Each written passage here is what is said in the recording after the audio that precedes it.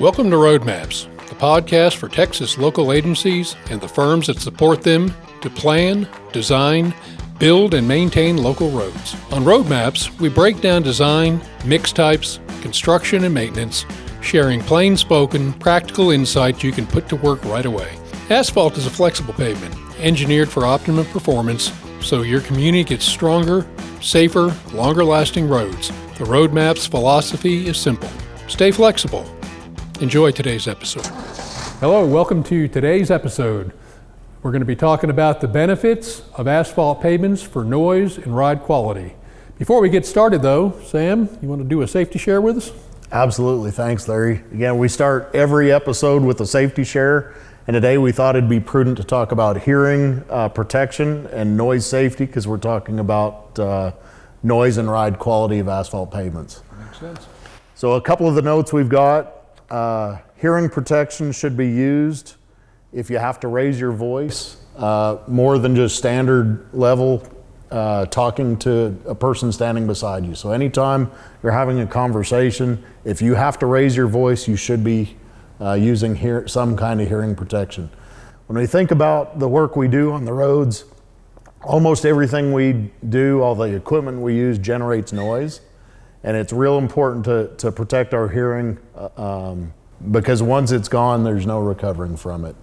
One thing to keep in mind though, we want to be careful when we talk about hearing suppression, and when we talk about some of the ear muffs and things like that. We want to still be able to hear alerts and warning messages. We want to still be able to hear traffic.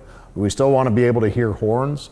So we don't want to eliminate all background noises, but we do want to when we're jackhammering, when we're standing beside a piece of equipment, when we're on a compactor, something like that. We want to make sure we're protecting our hearing, but we're not reducing the noise level to a point where we can't hear the ambient noises around us. And there are some really good electronic devices that, you think about the shooter earmuffs that really do a good job when there's a loud noise. It restricts that, but it still lets ambient noise through. And so there's some real good options out there for really noisy environments. Earplugs, they're widely available. I think almost every company, if not every company, has them for your employees. If they're not available, as an employee, you need to ask. As a supervisor, we need to be providing at the very minimum earplugs for all of our employees every shift.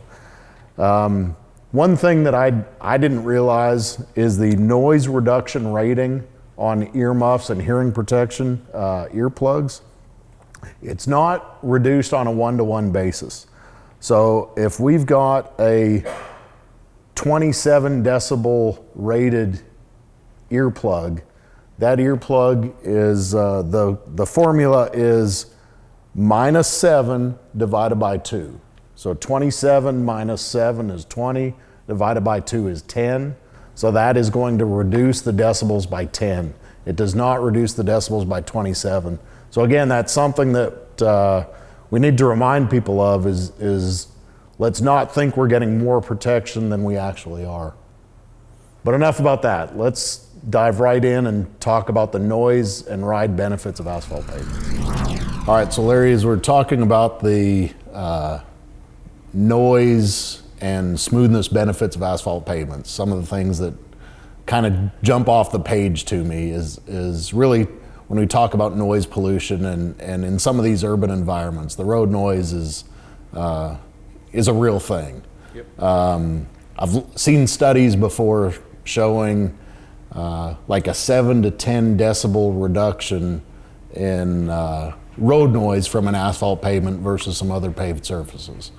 One of the things that I thought was interesting was I don't know if you knew, a 3 decibel reduction to the listener sounds like you've doubled the distance away from the road. So if you're 10 feet off the road, think of a house, right? If you've got a 20-foot setback from the road, a 3 decibel reduction would make it seem like you're 40 to 50 feet setback off the road. Yep. And then a 10 decibel reduction, listeners perceive that the sound is cut in half. So those are major benefits that we see with asphalt pavements, aren't they? Yeah, no, they really are. And it may not sound like a lot, but 3-4 decibels is, as you pointed out, it's a big difference. When we're talking, having a conversation like you and I are right now, we're running about somewhere around 60 decibels. Maybe a hair less if we're speaking soft, maybe a hair more if we're talking a little bit hair louder, but and then if you really raise your voice, you're only raising it 6-7 decibels, but it sounds a heck of a lot louder. So absolutely. Yeah. So small changes in that decibel level has a big impact, right, on how you're hearing it, how you're perceiving that sound. Right. Yeah.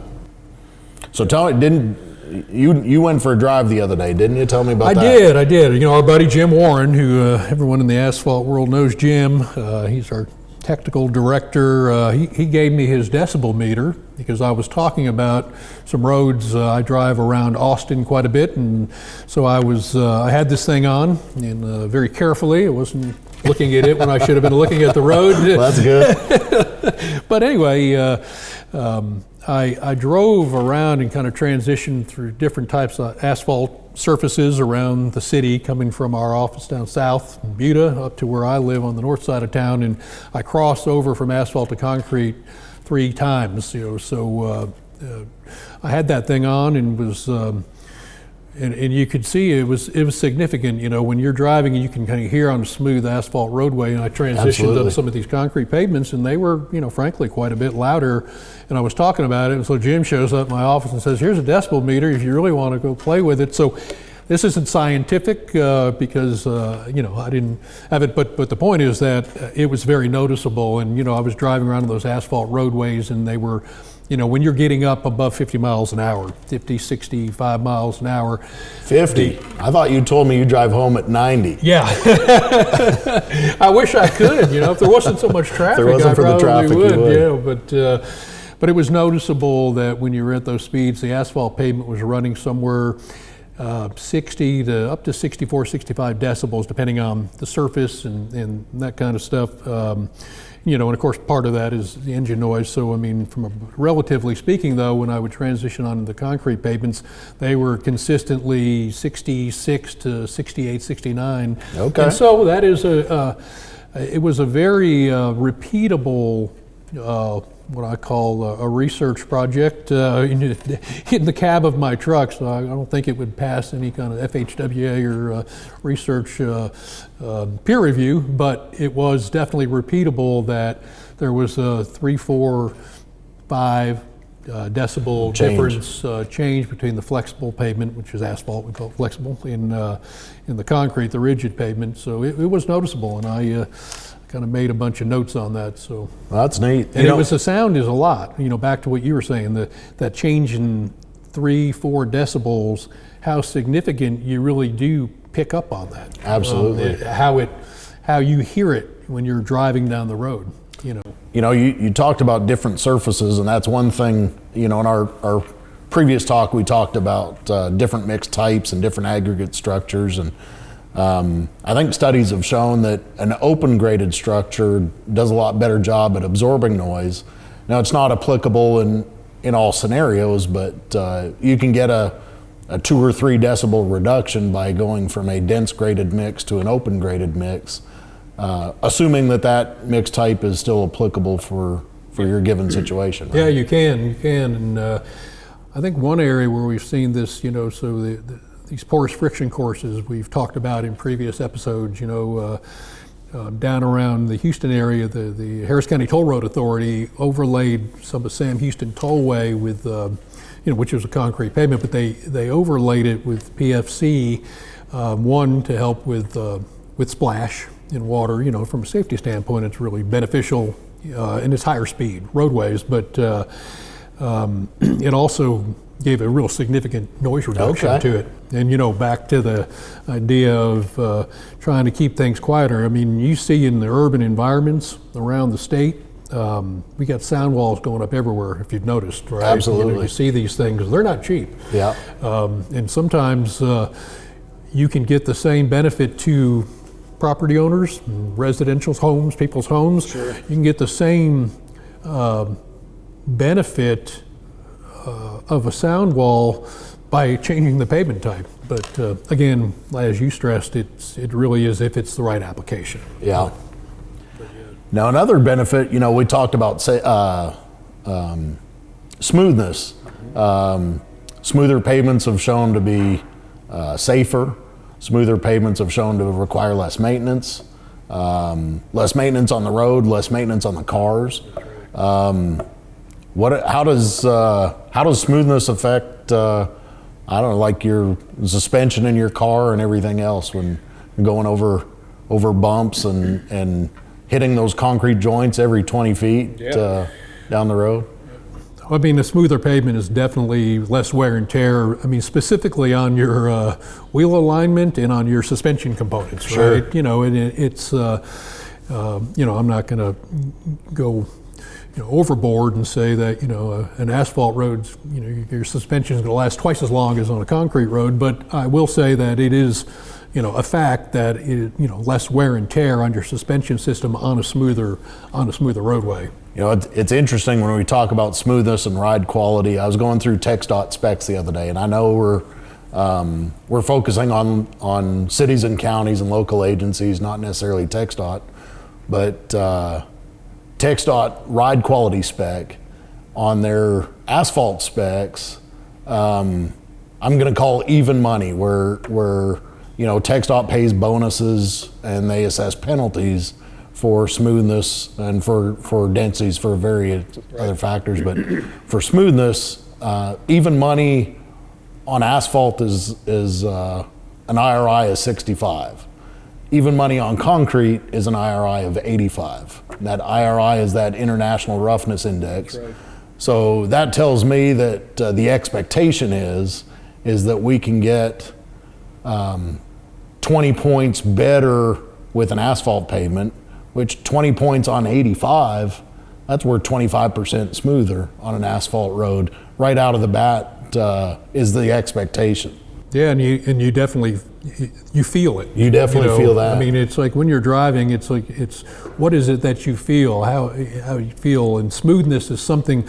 It's kind of like I can tell you about smoothness, but anybody driving, they know smooth when they hit it.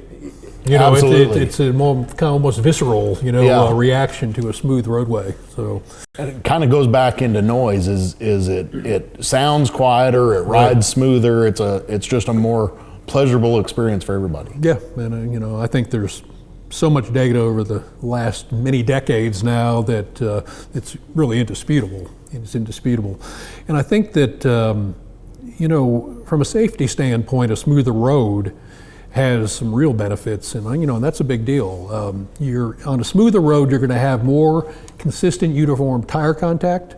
So that feeds into a couple things. One is the friction, the contact with the roadway.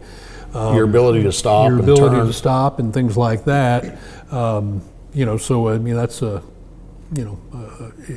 smoother the road, the safer it is too. So we've got safety benefits, we've got cost, we've got maintenance of the road, we've got maintenance of the vehicles, we've got noise benefits. If we're shaving 3 or 4 decibels off, that's it's in effect doubling the distance people are away from the road, which can maybe help with sound barriers and other sound abatement strategies, I guess, that to cut back. Yeah, I think there's no doubt about it. The smooth, it's we're talking about smoothness and noise, and they in a lot of ways go hand in glove. I mean, we can talk I could talk 3 hours on each topic, noise or smoothness, but they are kind of a symbiotic relationship between those two things, and it's important. If you can get a quieter road and make it smoother, it's significantly more, functionally it's better, and from safety and like you're saying cost, but from a driving perspective, it's very significant. Absolutely. So Larry, one more thing that I saw as I was doing my little bit of research that I did for this, I came across, I don't even know what this acronym is because I'd never seen it before, but a NCHRP, you've probably heard of it, the National Cooperative highway research program. I've been involved in a few of those studies back in my research years. We had some contracts. Well, there you go. NCHRP contracts on pavement data collection, a little bit different area. But they did a study, and it was a few years ago, but they concluded that a 50% reduction in IRI resulted in a 15% longer pavement life. So when we talk about reduced maintenance, we talk about more pleasurable driving experience, we're also getting longer life pavements out of smoother pavements. Yeah, that's true. And we were talking about cost benefits of smoother pavements in terms of maintenance of the roadway and all that. But that's a great point, because we didn't really think about smoother pavements last longer. And that's another thing that has been proven through extensive research over the years. And and from a constructability standpoint, an asphalt pavement is a continuous pavement, right? It even though there are joints, they're longitudinal. There are longitudinal joints. There are some transverse joints, but they're density controlled, and if built properly, they last a long time. But we really eliminate those transverse and longitudinal joints that cause the bumps and dips and kind of that repetitive noise that you get in some other pavement types. Yeah, that's true. And jointed concrete pavements were a heck of a lot more common, and we see them more in urban areas. So if you think about it, your house slab is a concrete slab.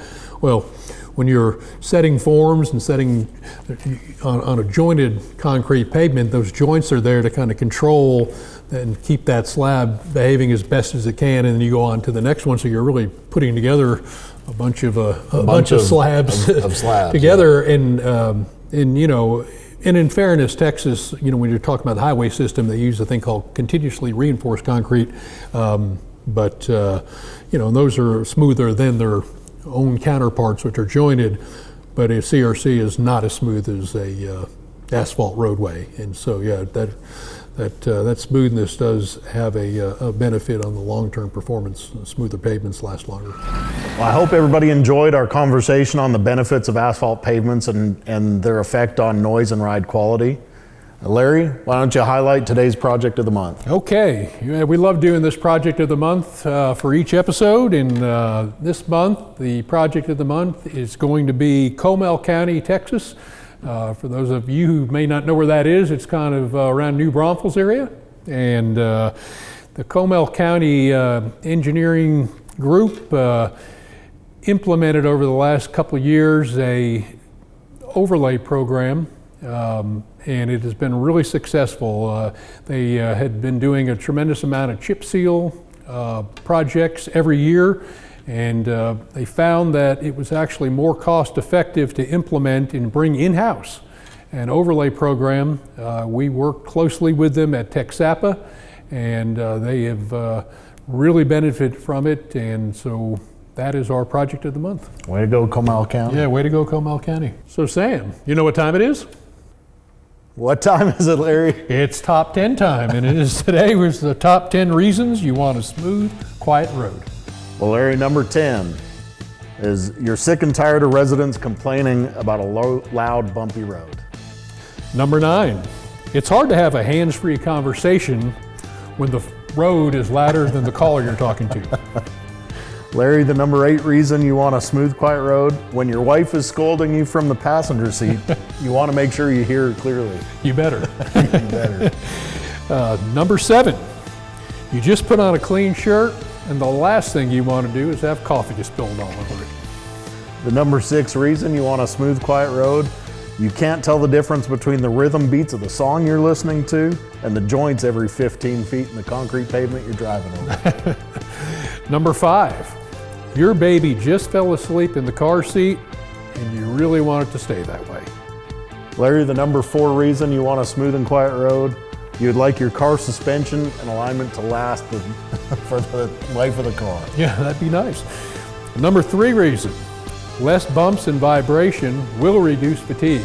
And that is an important one because that's a safety consideration. Absolutely. The number 2 reason, to want a smooth and quiet road.